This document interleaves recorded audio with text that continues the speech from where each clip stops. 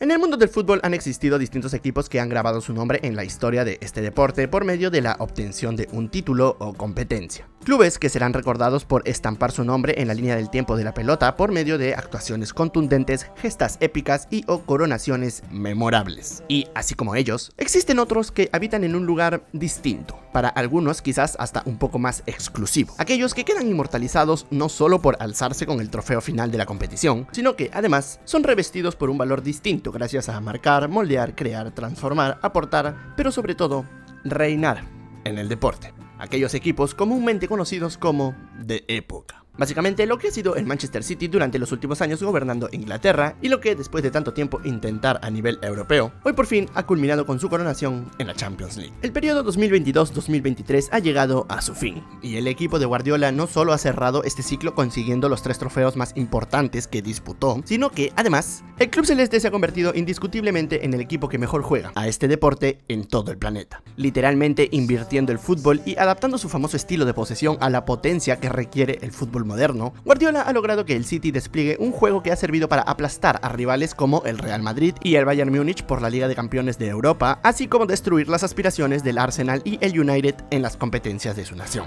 Hoy el City domina el fútbol mundial y por eso qué mejor momento para explorar la historia y todos los detalles detrás del club celeste de Manchester. Desde su fundación en el siglo XIX, sus cambios de identidad, relatos detrás de sus íconos y momentos, hasta la materialización de aquella promesa que alguna vez fue. Señores, pónganse cómodos, pues esto es básicamente el Manchester City, la historia de los Citizens.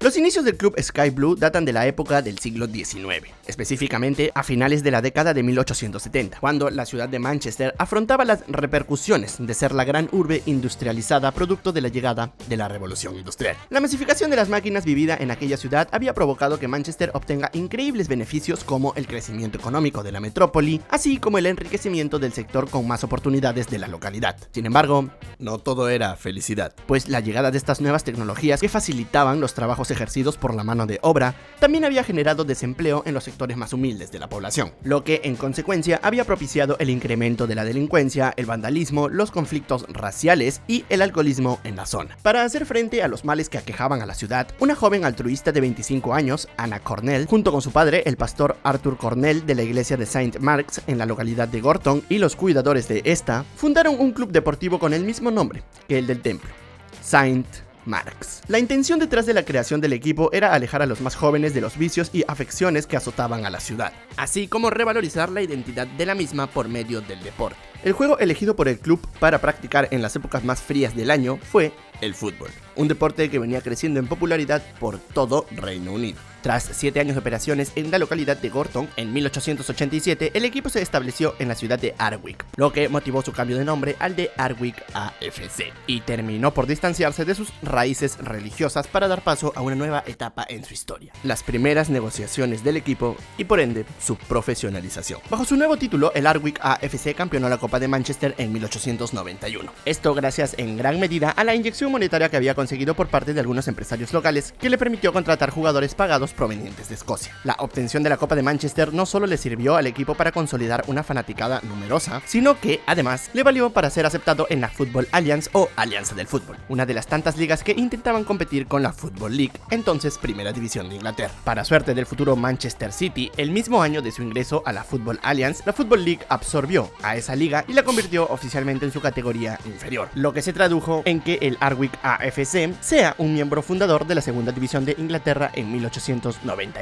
La inclusión en el sistema de ligas más importantes de Gran Bretaña suponía para el Ardwick una mayor formalización dentro de las cuentas del club. El equipo, a pesar de haberse profesionalizado unos años atrás cuando decidió pagar un sueldo a sus jugadores, cayó en una crisis económica que lo obligó a refundarse y por lo tanto cambiar de nombre. El club ya no solo era el equipo del poblado de Ardwick, sino que contaba con una gran popularidad en todo Manchester, luego de su consagración en la Copa de su ciudad 2 años atrás, por lo que el día 16 de abril de 1894 se inscribió oficialmente en los registros públicos ingleses bajo un nuevo nombre que le permitía identificarse con absolutamente toda la ciudad de Manchester. De esta forma nació el Manchester City Football Club. Sí, la verdad, nunca fueron muy originales con el nombre.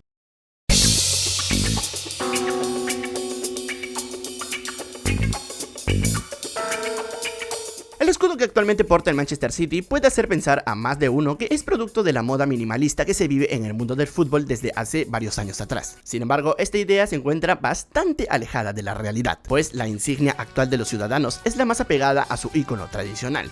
De hecho, la rara fue el águila que tuvieron en el pecho por casi 20 años.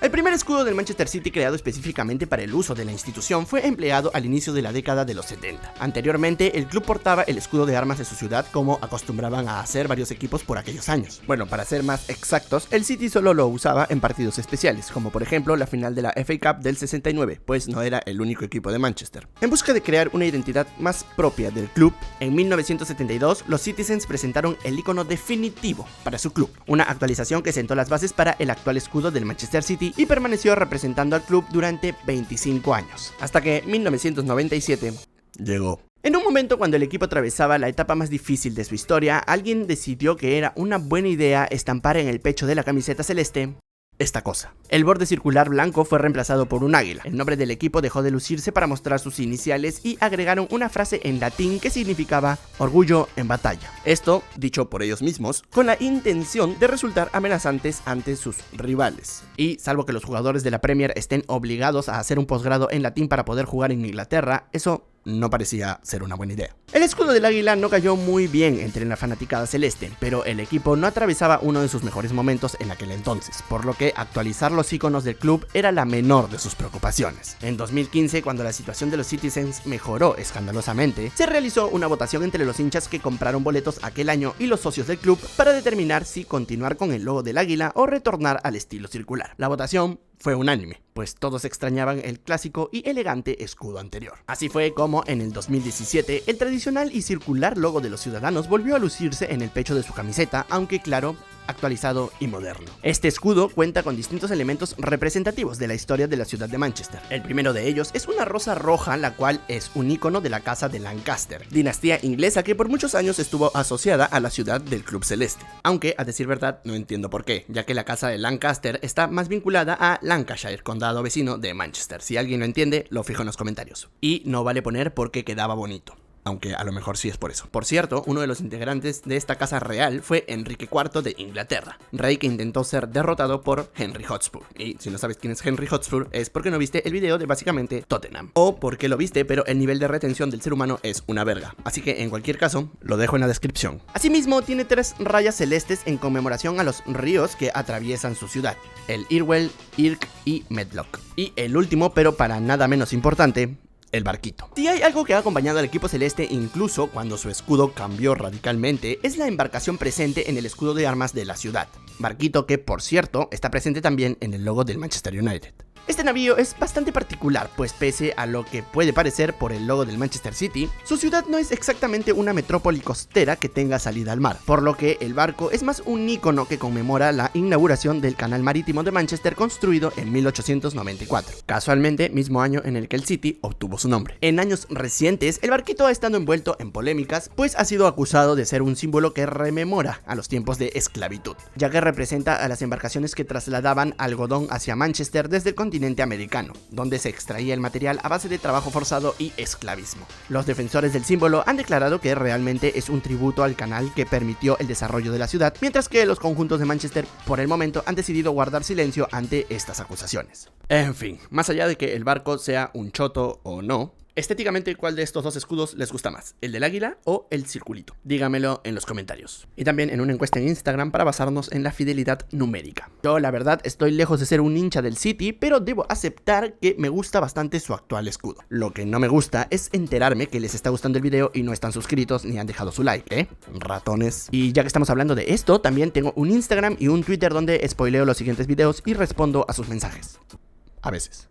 Sigamos. Los sobrenombres del Manchester City realmente no tienen mucha ciencia. Uno de ellos es Citizens, derivado de la terminación City en su nombre, además de Sky Blues, producto del color celeste en su camiseta. No obstante, existe un tercer apodo poco conocido en la actualidad y me atrevería a decir que incluso hasta descontinuado, el cual esconde un pasaje histórico del equipo detrás. Este es, y voy a dejar que lo diga el traductor por respeto a absolutamente todos mis órganos fonadores, The Brewerymen, traducido como los cerveceros. Este apodo se popularizó particularmente en su etapa como Ardwick AFC y Manchester City entre 1887 y 1920. Dentro de un contexto en el que el equipo se encontraba en busca de forjar lazos comerciales, el club eligió como hogar el recinto deportivo conocido como Hyde Road. La búsqueda de un estadio que se acomode a los requerimientos del club finalizó cuando el empresario Chester Thompson y uno de los representantes del equipo, Lauren Furniss, firmaron un acuerdo que incluía ceder el terreno propiedad de Chester, Hyde Road, para ser utilizado como estadio y albergar las oficinas del club en el hotel del mismo nombre, también propiedad de Chester, a cambio de financiar tribunas para el nuevo campo y permitir que su cervecería, Chester's Brewery, sea la única distribuidora de alcohol en los juegos del Manchester City. Esta relación de los celestes con el empresario dueño de terrenos, hoteles y sobre todo bares hizo que el City sea conocido durante casi 30 años como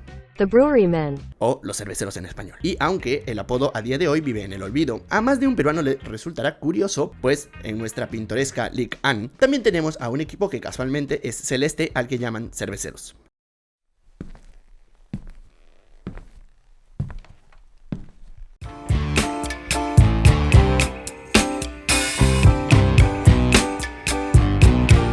Una de las rivalidades más famosas del fútbol moderno es sin lugar a dudas el Derby de Manchester, dos instituciones que actualmente pertenecen al Big Six de Inglaterra, situación que los convierte en rivales directos y que además ambos portan el título de su ciudad en el nombre de su club. Son motivos más que suficientes para intuir que estos populares y grandes equipos son en efecto rivales encarnizados. Sin embargo, esto no siempre fue así, pues durante la primera mitad del siglo XX y los últimos años del XIX, ambos equipos sostenían una relación bastante cordial. Incluso se cuenta que en un acto de unión y amor por su ciudad, la gente de Manchester se repartía entre los partidos de ambos equipos de su localidad. O sea, un día alentaban al City y al otro apoyaban al United. Una forma de vivir el deporte impensada para el canon moderno. La anécdota más peculiar entre ambas instituciones, que es una muestra de su antigua relación amistosa, además de significar un golpe del que City no se supo reponer por décadas, tuvo fecha en 1904, cuando la primera gran estrella del Manchester City, Billy Meredith, campeonó la FA Cup con los celestes, pero se convirtió en una celebridad admirada en todo Manchester, pues no importaba el color de su camiseta, había conseguido el primer gran título nacional para la ciudad. Un año después de la conquista, la temporada 04-05, cuando el City se encontraba en la lucha por el título de primera división, el mago galés, como era conocido Meredith, intentó sobornar al capitán del Aston Villa, Alex Leake, para que los ciudadanos puedan ganar el partido y así proclamarse campeones de la liga por primera vez en toda su historia. Sin embargo, los villanos ganaron aquel encuentro 3-2 y una gresca física al finalizar el encuentro destapó el intento de soborno por parte de Billy, quien fue denunciado. Los en ese entonces cerveceros no ayudaron a su jugador, quien habría estado cumpliendo órdenes de los altos mandos, por lo que en un acto de rebeldía al sentirse traicionado, Meredith acusó a los directivos del club de pagar más dinero a sus jugadores del que declaraban, y se llamó a sí mismo un simple vocero de las pretensiones de los administradores. Las investigaciones consecuentes arrojaron que, en efecto, el equipo celeste sobrepagaba a sus futbolistas por fuera de la norma. Sí, desde chiquito el City ya andaba con esas mañas. Como consecuencia, el manager del equipo y distintos directivos de Manchester City fueron sancionados, prohibidos de vincularse al fútbol de por vida. Cerca de 17 futbolistas pertenecientes a la columna vertebral de aquel equipo campeón de la FA Cup un año antes, fueron sancionados con 18 meses sin jugar y subastados entre los equipos ingleses de ese entonces. Pues dentro de las sanciones impuestas al City estuvo la de deshacerse de gran parte de su plantilla. Tras el pago de su castigo, en 1906, el Manchester United compró a Billy Meredith por 500 libras, entre otros jugadores del club vecino. Esta acción, lejos de ser rechazada por los hinchas celestes, representó una mano tendida para que la estrella de Manchester no se lleve su talento a otra ciudad. Por cierto, con los jugadores sancionados del City que compró el United, los Red Devils ganaron su primera liga en 1908 e inició una historia rumbo a ser uno de los dos equipos más grandes de Inglaterra. ¿Qué hubiera sucedido si el City no era obligado a subastar a sus 17 futbolistas? Nunca lo sabremos, pero es un buen what if. No se entiende ni se sabe en qué momento exacto ambos clubes se convirtieron en rivales, pero se presupone que dejaron de lado su amistosa relación junto con la evolución en la forma de vivir el fútbol. Lo cierto es que desde que ambos clubes dejaron de ser amigos, han regalado un sinfín de anécdotas que han alimentado la rivalidad, como la vez que Denis Law, ex Manchester United, jugando para el City, marcó el gol que mandó al descenso a los Diablos Rojos, y el partido tuvo que ser suspendido por una invasión a la cancha. O como la vez en que Ferguson llamó al City vecino ruidoso y equipo chico por, según él, vivir pendiente del United tras fichar a Carlos Tevez. O como la vez en la que Gary Neville se negó a saludar a Peter Schmeichel por jugar en el City tras haber sido considerado un histórico histórico en el United. En fin, una relación que pasó del absoluto y completo amor por su ciudad por parte de ambos al odio, empujada únicamente por conductas adoptadas en la sociedad inglesa. Pi. Bueno, ahora sí, la historia de los Citizens.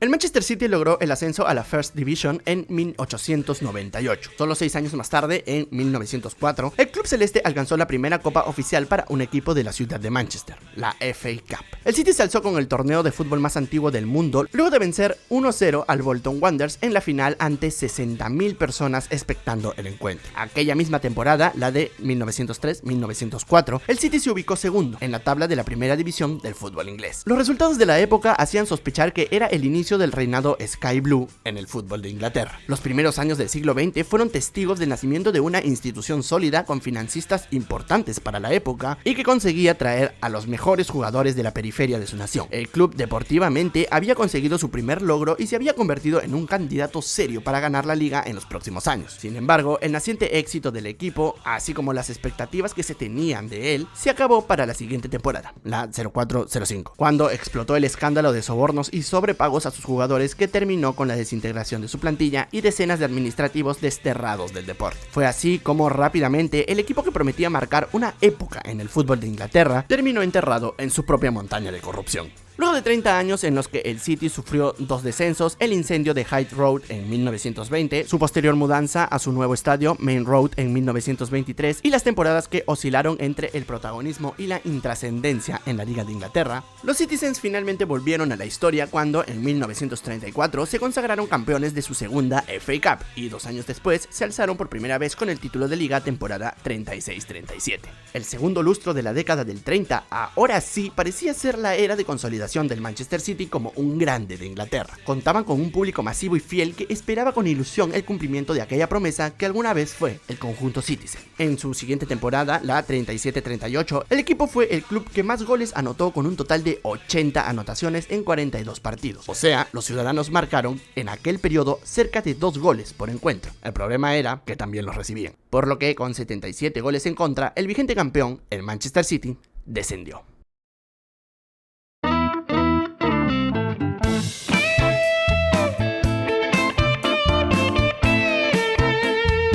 El parón del fútbol a consecuencia de la explosión de la Segunda Guerra Mundial hizo que el City se mantenga en segunda división cerca de una década. En 1956, el conjunto ciudadano volvió a los reflectores cuando por la temporada 55-56 conquistaron su tercera FA Cup de la mano del técnico Les McDowell, quien revolucionó el fútbol de aquel momento con su aclamada táctica, el Plan Revy, un movimiento que muy probablemente sentó las bases de lo que hoy en día conocemos como el falso 9, aunque claro, implementado en los sistemas de juego de aquella época como lo era la WM. Así, por cierto, la táctica recibió su nombre gracias al jugador que ejecutaba los movimientos. La extravagante manera de jugar del entrenador celeste McDowell no fue lo único resaltante de aquella conquista Citizen, pues la final de FA Cup que ganó 3-1 el Manchester City sobre el conjunto de Birmingham nos regaló una historia épica sobre la consagración de una leyenda celeste, la vida de Bert Trautmann. El arquero alemán era un soldado paracaidista durante la Segunda Guerra Mundial que sirvió a las fuerzas del eje. Cuando fue capturado por los ingleses y mientras era un prisionero de guerra, empezó a disputar partidos como portero dentro de los campos de concentración del país británico. Al finalizar la disputa militar, el alemán fue puesto en libertad y dedicó sus años a tapar por un equipo regional de Inglaterra. Rápidamente su talento llamó la atención y se corrió la voz. Un ex prisionero de guerra alemán salvaba la portería como ningún otro en las ligas menores. Equipos como el Tottenham, Arsenal y el City se interesaron en los servicios de Bernard. Finalmente, Trautmann se decantó por los celestes al estar alejado de la ciudad de Londres, una ciudad que había sido fuertemente aquejada por los bombarderos alemanes y donde precisamente un excombatiente alemán no sería muy bien recibido.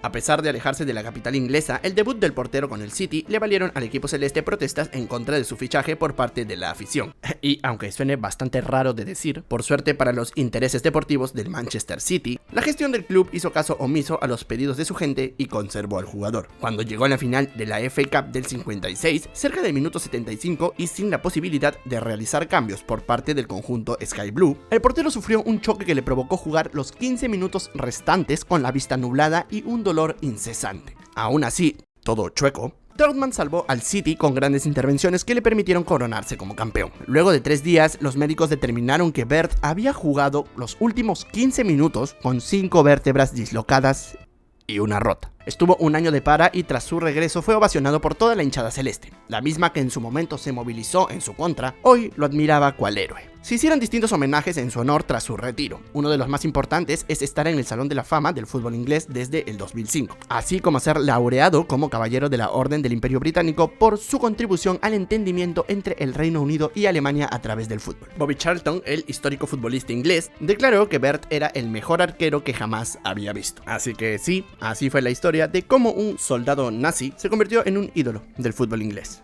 Ahora, volviendo al City, si bien el equipo celeste para este momento en su historia contaba con 3 FA Cups y una liga inglesa, parecía insuficiente para lo prometedor que alguna vez fue el club ciudadano y para la masa de gente que siempre movilizaba. En más de medio siglo de existencia, habían alzado 5 trofeos y sus victorias solían ser muy esporádicas, las cuales nunca lograban sostenerse en el tiempo. Por suerte para los Citizens, los años 60 terminaban y por fin alcanzaron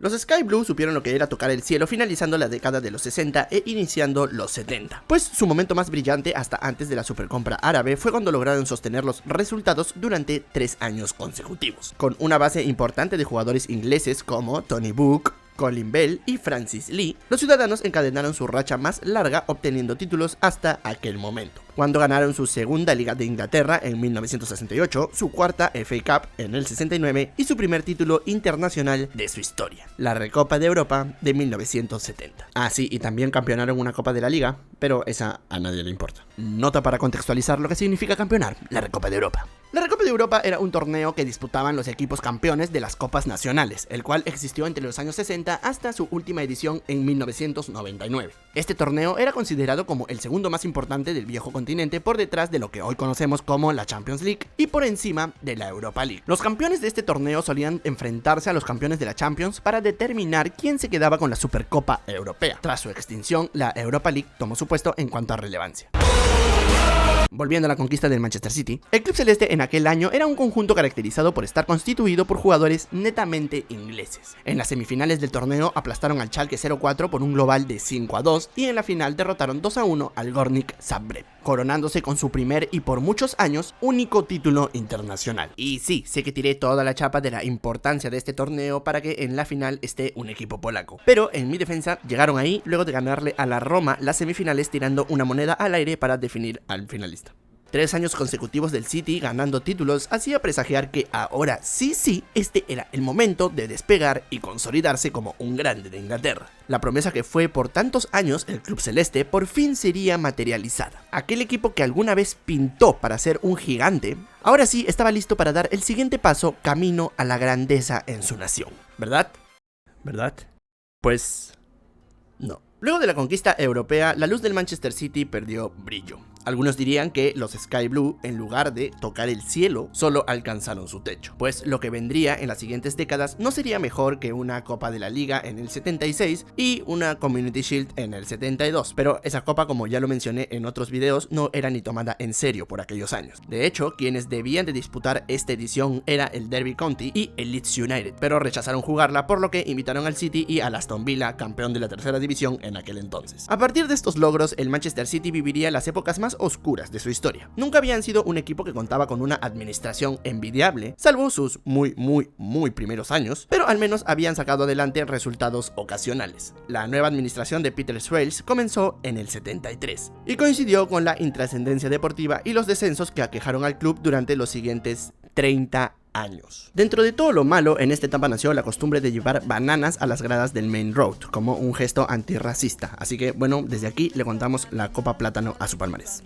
Existieron 2 años relativamente buenos en la década de los 90, cuando se ubicaron quintos en la primera división justo en los años en que se creó la Premier League, por lo que por suerte el equipo pudo ser considerado como un miembro fundador de esta competencia. No obstante, unas cuantas temporadas después volvió a la misma tónica de descensos y ser un equipo de la zona baja de la tabla. Swales fue expulsado expulsado de la presidencia en 1994 por Francis Lee, el histórico jugador nombrado en su etapa de oro. Pero esto no detuvo la caída en picada del Manchester City, pues la temporada 98-99 los ciudadanos cayeron al punto más bajo en su historia, la tercera división. De ser un equipo que se proyectaba a ser un histórico en Inglaterra en sus primeros años de existencia y el cual finalizando la década de los 60 volvió a prometer a sus hinchas consolidarse como aquel gigante que siempre se esperó, el City había terminado en una división que nunca antes había conocido, la tercera. Y sí, dice Division 2, pero realmente es la tercera de Inglaterra.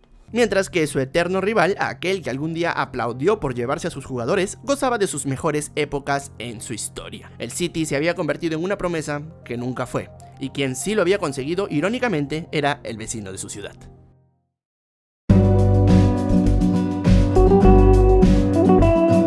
Los ciudadanos no estuvieron mucho tiempo en la tercera categoría del fútbol inglés, pues lograron ascender en la siguiente temporada. El inicio de los 2000 realmente no significó un gran cambio para el conjunto celeste, pues el cambio constante de presidentes y su búsqueda desesperada por ser vendido al mejor postor habían mermado su rendimiento dentro de la Premier League, liga a la cual volvieron después de su último descenso en el 2001, y ya no se fueron. A pesar del poco protagonismo del club dentro de la liga, tuvieron una alegría a la que aferrarse, y es que en el 2003 se mudaron a su actual estadio tras casi 80 años en Main Road, el estadio Ciudad de Manchester, actual Etihad. Los siguientes años sirvieron para que el club se estabilice dentro de la Premier, aunque sin grandes aspiraciones. Coquetearon con la zona media-baja de la tabla hasta que por fin en el 2008, un héroe con turbante en vez de capa, bueno, héroe para los hinchas del Manchester City, villano muy probablemente para sus 3 mujeres, llegó para hacer realidad la promesa que alguna vez fue el Manchester City. Pero ya nos quedó largo el video, por lo que dejaremos la nueva etapa del Manchester City para la parte 2, el video complementario que saldrá en cuestión de días, así que atentos al canal. Suscríbete para que te avise cuando suba ese video y deja tu like si este te ha gustado. Yo me despido y como siempre les deseo una agradable